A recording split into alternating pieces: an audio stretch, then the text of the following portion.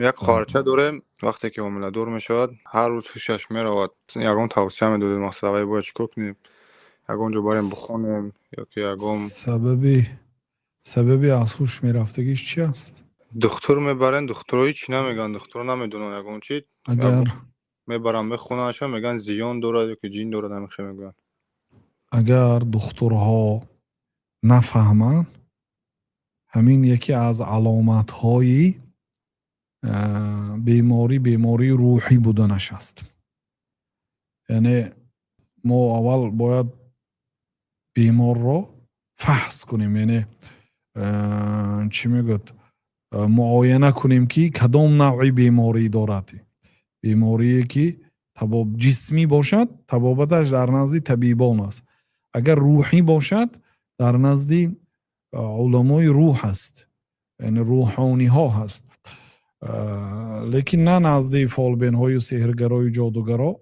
این معین کردن این چند چی ها دارد، علامت ها دارد. یکی از علامتاش عضو میکنید مثلا هیچی نشان نمیدهد، فلان جام در کرده است میگوید دکترها یافته نمیتونن، چون که چیزی معنوی و حقیقی نیست.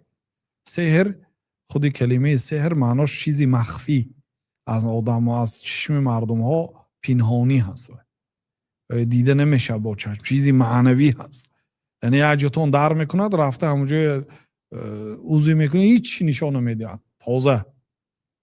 این یکی از علامت های بیماری روحی بود. با دیگه علامتاش هست، دیگر علامتاش هست.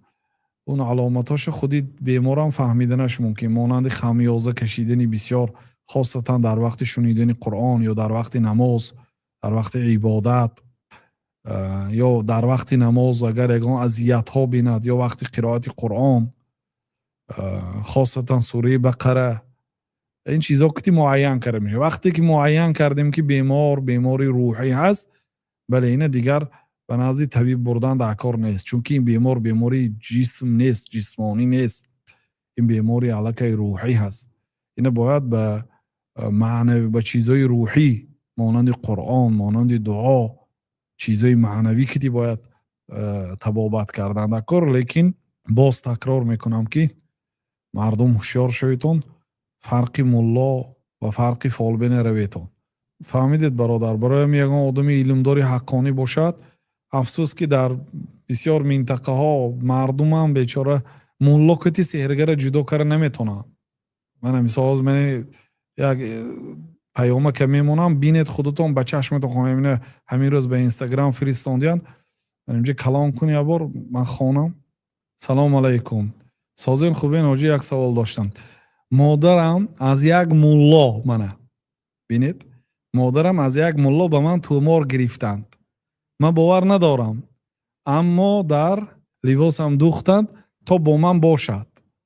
همان تومار، من تومار رو از لباسم کندم. آیا این چیزا حقیقت دارد؟ من تومار رو رسمش پرتی، من سحری تازه حالی کلام میکنیم سحره، کلام کن سحره. لیکن ببینید گپش، مادرم از یک ملا گفت. ای مردم، این ملا معناش این است که یک آدمی که به منزلت جاینشینی پیغمبر صلی الله علیه وسلم، هر چیزی که الله تعالی به پیغمبر صلی الله علیه وسلم نازل کرد و باید به مردم فهماند، برای ما احکام شریعت رو بیان کند. فال بین آدمی کافر است. نخواهی آدمی که ایماندار و کافر ما جدا کرده نتونیم. افسوس که همین چیز در بعضی منطقه ها حتی امام خطیب است فالبین است میگن، نعوذ بالله. نخواد همین قدر به هلاکت گرفتار شده باشه. همین سحر است. کجا همین تو امور قرآن است؟ و وقتی که میگیم که تو امور آوختن شرک است، غربت میکنید که او فلان ملا کرده، نه ملاهاتون چی کرده دادگی است. این خیلی در من همین قدر بسیار است که کجا همین تو امور است. حتی اگر قرآن نویسدم، علما ذکر میکنن که اون قرآن یا با خون می نویسد یا با نجاست می نویسد. یعنی میبینید خود یه رنگ برین، لیکن وی رنگ در رنگ نجاست استفاده کرد برای اینکه سحرش گذرد. یا بعضیش بسم الله می نویسد، در بعضی جا یا یگان آیت می نویسد، بعد در مابیناش یگان کتکچه یا یگان دیگر چیزا می نویسد. علم سیر دانستنش کفر است. کسی داند وای کافر است. همین معلومات در سرش باشد وای کافر است. چخیل شما کافر ملا میگویید؟ بنابراین احتیاط کنید اون برادرها. مجبور شدیم گفته دری هر کس نرویتون. بهترین نوعی تبابت با دعا، با ذکر. صحبتی گذشته گفتیم که آن آدم 70,000 نفر آدم هایی که به بهشت به حساب و کتاب میرن، اونهایی هستند که از مردم طلب رقیه نمیکنن. یگان ملا یا اون کس خوانده مؤمنه نمیگن، بلکه خودتون حرکت کنید، خودتون خوانید. سوره فاتحه را همتون میتونید خوانده. سوره فاتحه به آب خوانید، همون آب نوشید، همون آب که در روتون شوید، جای درد شوید، همون آب نوشید. دعا کنید، بردوام دعا کنید، التجا به الله تعالی کنید. ما انزل الله داء الا انزل له دواء. هر یه دردی که الله تعالی نازل کرد، دوا هم نازل کرد. دردم الله نازل کرد، دوایم. خب این خیلی باشد بهترین حالت به الله تعالی خودش مراجعت کنیم و الله تعالی برای ما یگان واسطه نمانده است. به واسطه فلان چی پیش من بیایید، یا فلان زبان باید دانستن در کار برای الله تعالی که گپ زدم، یا مثلا الله تعالی هر یک آدم 1 میلیارد آدم 8 میلیارد آدم که یک بار گپ زده میتوند، همه رو میشنود. به زبانی که میدونید، به زبان مادریتون به الله تعالی ناله کنید. انما اشکو بثی و حزنی الی الله. حضرت یعقوب علیه السلام گفتند که من شکایت خود را فقط به الله تعالی میکنم. ببینید پیغمبرا شکایت داشتن، پیغمبرا مصیبت داشتن، بلکه از همه بزرگترین مصیبت ها به پیغمبرا می آمد. من اشد الناس بلاء یا رسول الله. سعد بن ابی وقاص رضی الله عنه گفتند که یا رسول الله، از همه مردم پربلا کیست؟ سیر بلاترین، سیر مصیبت و سیر مشکل ترین آدم ها کیست؟ گفتند که الانبیاء، پیغمبرها. ثم الامثل فالامثل. سپس آدم صالحتر و صالحتر. و قدر ایمان آدم بلا داده میشد. همیشه بلا در این دنیا از روز تولد. ببینید کودک تولد میشه، گریه کنان به دنیا میبیاید. والمؤمن یموت بعرق الجبین. مؤمن با عرق جبین از دنیا میگذره. ان للموت لسکرات. موت عذاب دارد، کندنی جان عذاب دارد. به یک عذاب به دنیا آمد، از جای تنگی با مشقت به جای وسیع برآمد، باز از این دنیا با مشقت می رود. مابینش هم بینه کودکی حالی نو تولد شده از دندان می برارد، عذاب، گریه، ناله. به همین مصیبت مثلا دختر چرا گوشش رو سوراخ کردن، پسر چرا خط نکردن، همین گریه میکنه. همین عذاب است. لقد خلقنا الانسان فی کبد. ما انسان رو به مشقت آفریدیم. این دنیا جای همه خیل است، سنت الهی است. یعنی این دنیا، حتی بعضی علما میگفتن که هوای گرم شویش و خنوکیش یعنی چیزی طبیعی هست. ما باید به این غمگین نشویم. هوا خنک شد، هوا گرم شد، مصیبت های دنیا هم همین خیلی گفتن. لا یزال البلاء بالمؤمن. همیشه بلا به شخص مؤمن آمدن میگیرد حتی به درجه میرسد که در روی زمین راه میگردد، در روی یگان گناه نمانده است. در روی زمین راه میگردد، در گردنش گناه ندارد، در زمین بی گناه شده است از عذاب و بسیار مشقت ها، قرضداری، غم، غصه، خواطری، فکر و خیال فرزندها، مصیبت ها، دردها. کی درد ندارد؟ یعنی یک آدم نویسد که من یگان نمودی درد ندارم، گوید چی؟ یک آدم درد ندارد؟ بله، عین حال درد نداره، لیکن در عموم جسمتان بیماریتون هست، مشکلیتون هست. این دنیا همه خیلی است. بنابراین کم کم آدم به این بلاها صبر میکنه، دعا میکنه، به ذکر و عبادت و به این چیزا برطرف میکنه انشاءالله. این حالت تنها در وقت حامله داری می شود. یکم فرزندش به دنیا آورد، 20 روزه شد از دنیا گذشت، این دیگه فرزندش است، باز همین طرح شده است. بله، اون جین ها بسیار وقت برای تولد فرزند و زنهای حامله مشکلی های ایجاد میکنه. لیکن به هر حال هر چی شد از الله تعالی است و ما بكم من نعمت فمن الله. هر نعمتی که به ما اومد از الله تعالی و هر مصیبتی که اومد و هم از تقدیر و از الله تعالی دانید. اگر رفت و الله تعالی گرفت، آن چیزی که الله تعالی داد خودش گرفت. هر چیزی که داد اون هم الله تعالی داد. یعنی ما وقتی به دنیا آمده بودیم هیچی نداشتیم. به دنیا به چی آمدیم؟ در دستمون ساعت بود؟ چی بود؟ هیچی نبود. یگان چیز مالکیتش نداشتیم، یک تحپش نداشتیم. همین گونه با از این دنیا میریم به دعای انا لله و انا الیه راجعون. دعای مصیبت برای چی؟ ما از اللهیم و به نزد او برمیگردیم، باز میگردیم. برای چی؟ در وقتی مصیبت گفته میشه مثلا پولتون گم شد، خانه‌تون سوخت، ماشین ویران شد، $2000 اوستا، دندان شکست، $800 یک تا دندان، یا من بعضی دندان ها $1,500. مصیبت آمد. بعد انا لله و انا الیه راجعون چی علاقه مندی دارد؟ همین که ما روزی که به دنیا آمدیم هیچی نداشتیم. این روزی که میرویم با به هیچی میرویم به نزد الله تعالی. در مابین بعضی چیزای الله تعالی داد با گرفت همیشه با پرتافته میریم. بنابراین معنای انا لله و انا الیه راجعون دعایی که در مصیبت گفته میشد معناش همین است که یعنی الله تعالی داد گرفت، از آن ما نبود. بنابراین کمتر دلها را وسیع میکنید به مصیبت های دنیا، بعد سبک میفراید. رضا دادن به حکم حق تعالی زی مجموعی مقامات است بالا. به خواست الله تعالی راضی شدن در کار. هر چیزی که الله تعالی خواست تقدیر که شد الکی شد. کودک وفات کرد مثلا، تمام، یعنی راضی میشید.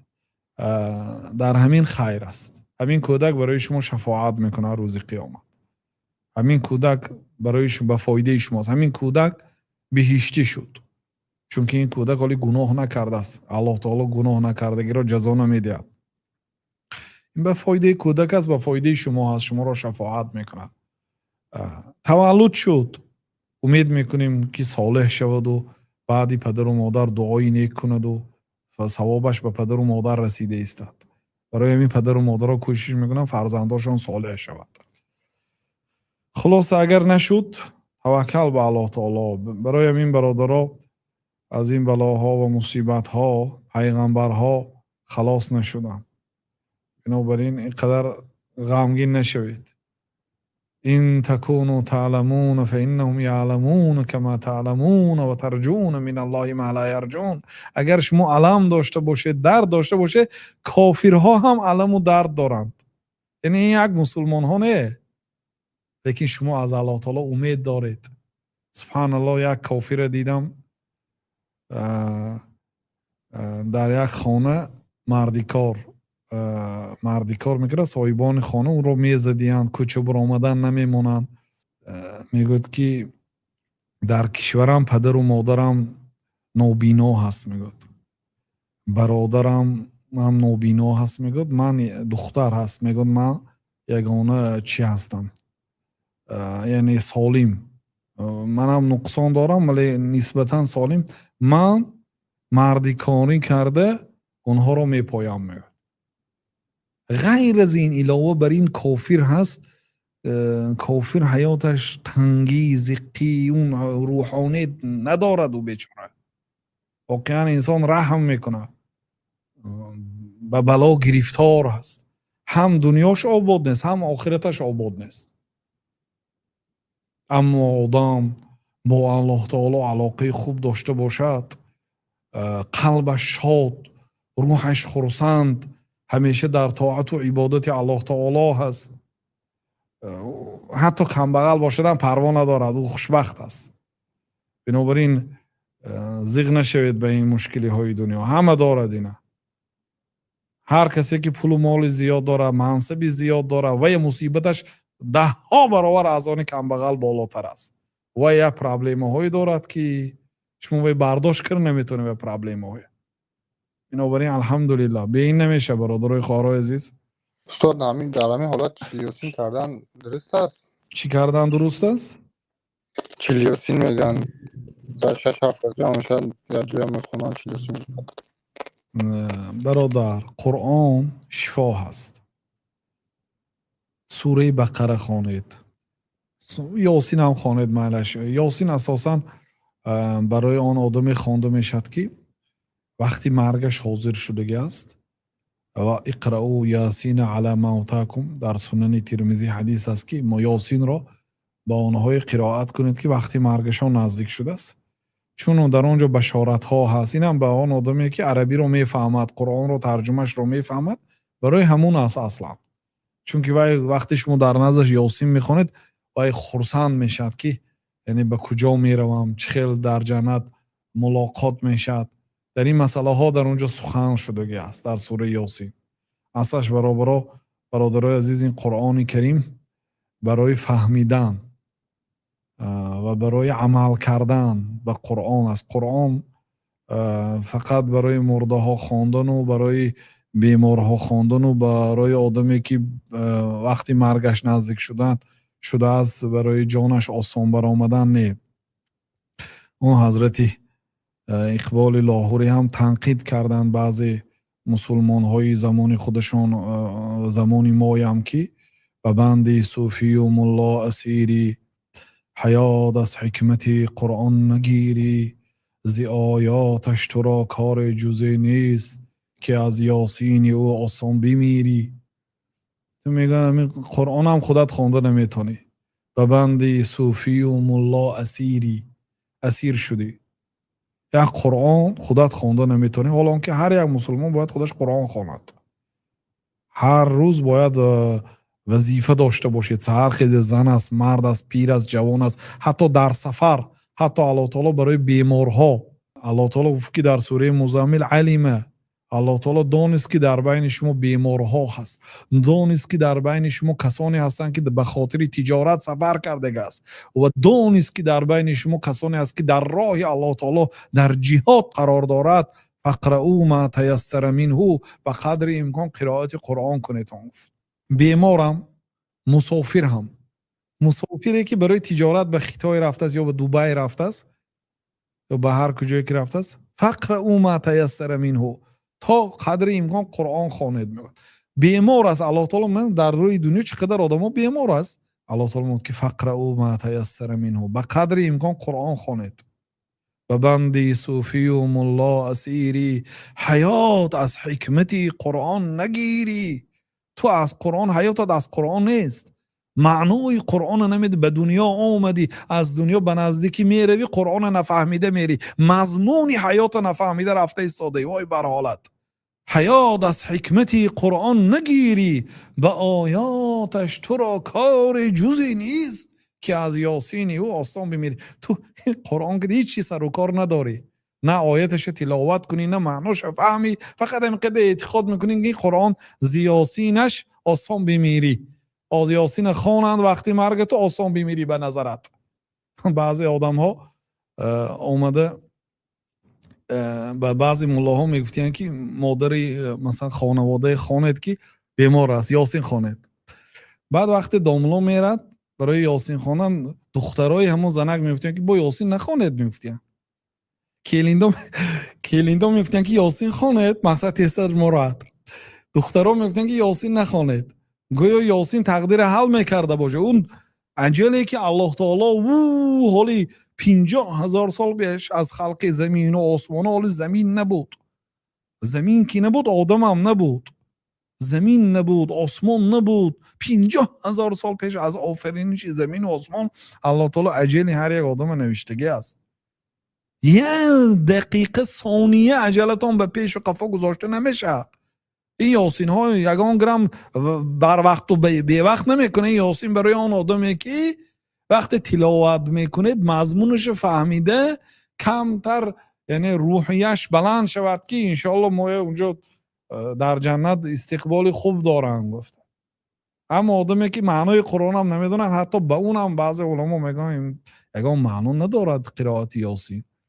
حالا اینکه در سند این مثلا حدیث با اختلافی محدثا هست که آیا حدیث صحیح هست یا ضعیف، یعنی از مقال خالی نیست، لیکن با وجودی حسن بودنش هم خیلی معناها را داره. بنابراین عموم قرآن شفا هست، خاصتا سوره فاتحه.